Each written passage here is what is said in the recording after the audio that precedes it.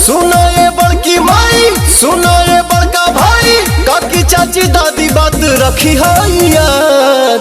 आइल करा काट तो हर पवनवा मांगेला घूमी घूमी आशीर्वाद, मांगेला घूमी घूमी आशीर्वाद, मांगेला घूमी घूमी।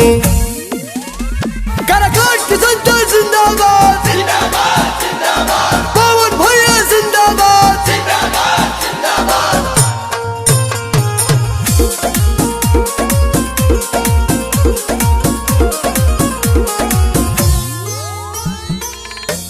तोहर भतीजवा तुमसे विनती करता,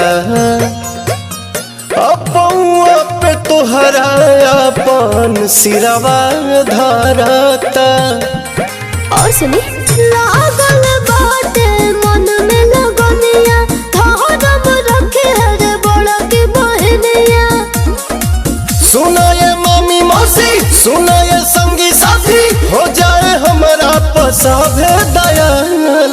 आइल बा वोट मांगे तो हर पवनवा मांगेला घूमी घूमी आशीर्वाद, मांगेला घूमी घूमी आशीर्वाद, मांगेला घूमी घूमी।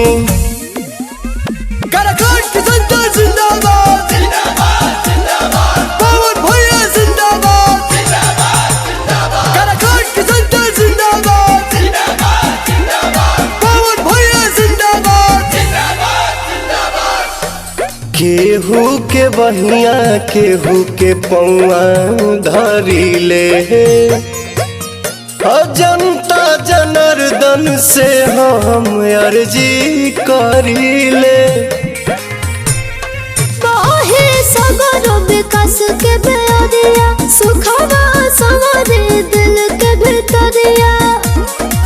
तू रब न कोनो वादा, जानब जीवो से ज्यादा, रही न मनवा में कोनो मलाल।